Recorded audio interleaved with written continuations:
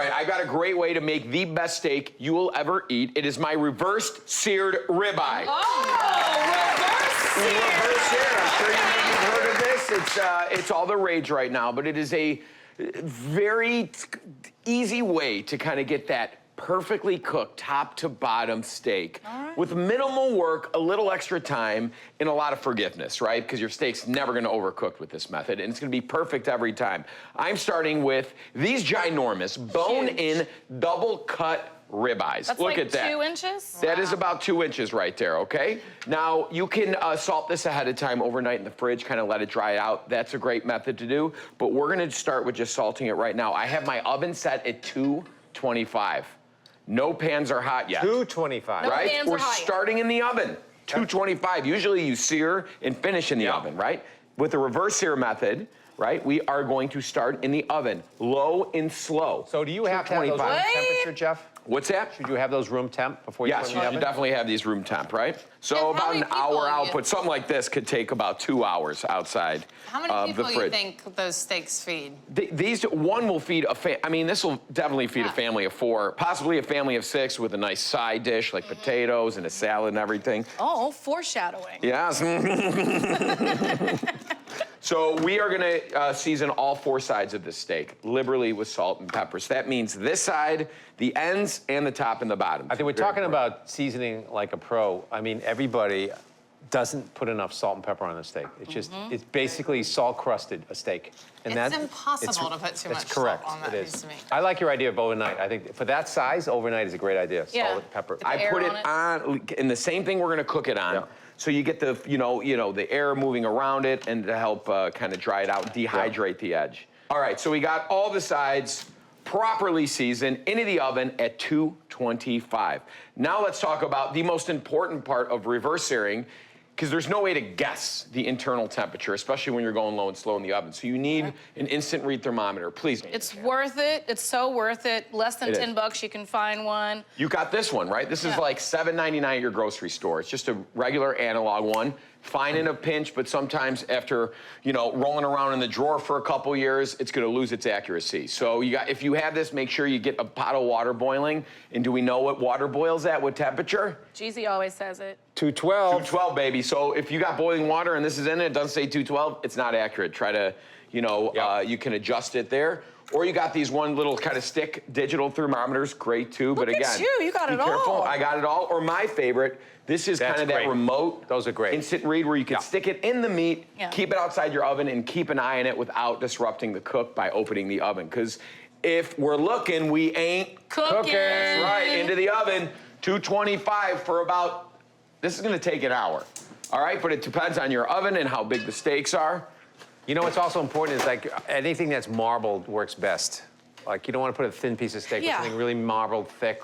Very like nice. It helps porterhouse. render all that delicious Flavor. fat in there. You're gonna get, like, every bite's gonna be buttery. Yep. So if you wanna cook it to rare, you're gonna take it to 105. Yep. If you want it medium rare, 115. If you want it medium, do the math, 125, right? Because it's gonna finish cooking once we sear it in the pan. Here we are right now. We take this out. You could smell the pepper.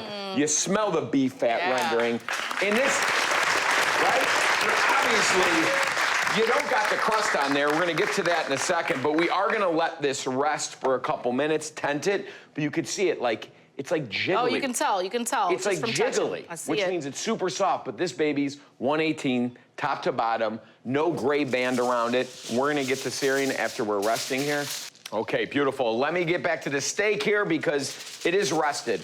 Now, the beauty of this, if you are in a jam, you really don't have to rest these steaks that you reverse sear because they are essentially resting in the oven, kind of coming, you know, you're not shocking the meat ever. So it doesn't really need that rest, but since we are putting it right in this pan, look at those, come on. We are gonna start with just a very hot, medium-high heat cast iron skillet here. Just a little oil. We got some butter here that we're gonna get to in a minute, and I like to start on that top side because that's gonna be the crispiest. And that's what we're looking for. That sounds good, Jeff. Look at that beautiful fat cap right there, my friend. Put that right in there. Ooh, yeah, you know. Oh! Yin and yang, baby. Yin I and thought you yang. were going yin and yang. You know what? Let's yin and yang it for Sunday. Look at that. All day. All day. Wow. Here we go. We're ready to flip. Look at that. It's only been a couple minutes. Oh. You want to sear it not too long, but you want that beautifully. You just need that time for that Maillard effect. Wow. Yep. Look at that right there. So 2 minutes each side?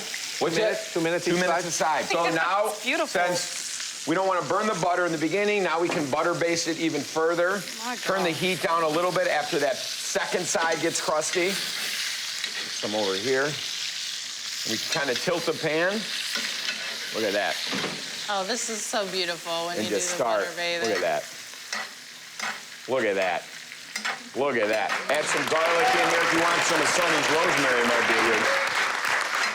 Whoa, oh, yeah, Sonny. You need a little rosemary. Sonny, I smell those potatoes, too. Oh, There's no yeah. shortage of butter and beef going on right now. This is almost obscene. I'm searing the ends of this steak here. Remember, there are 4 sides to the steak, so everything needs a little love in this butter, right? Especially that fat cap right there. Oh, my God. There you go. So good. Look at that. We are good to go. I'm gonna shut off my heat.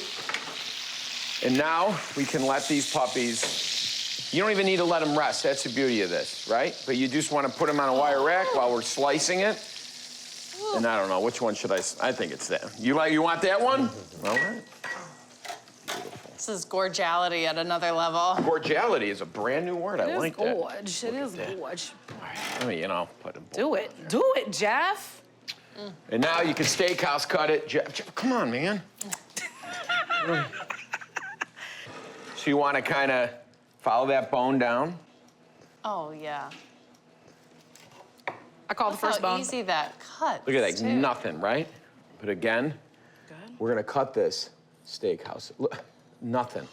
Look at that. Oh my God. Look at that. Look at that. Look at that. Look at how even Wow. that cook is. And that's why we spent the time, but really minimal effort doing that reverse sear method. You could do this with tenderloins, you could do this with strip steaks, skirt steaks, any type of, you could do this with pork and chicken and everything. Jeff,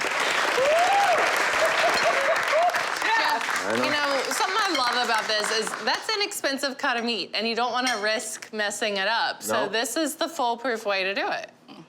Oh. And you know what? And a little of this goes a long way too, right? We get the taste. Yes. You do. Hold on a second. Hold on, get a little bit on top. God. Hey.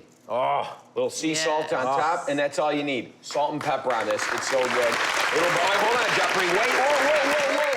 Oh! I heard a promise of some butter drizzle earlier, Jeff, so. Okay. Whoa. Pass it down. That's just disrespectful. And that's hot butter, so when it hits that steak, you actually hear it sizzle. This is what we're having for breakfast. Let me cut some more here. Wow. Wow. I'm telling you, those potatoes are so crispy. You know what else? The potato, you put it in that juice with the butter. I feel like I'm in the fanciest steakhouse restaurant having this. Feel like some seasoned pros just fed you, Katie? It is so delicious. The steak is so perfectly cooked. I can't imagine steak and potatoes getting better than this. Spectacular. Whoa!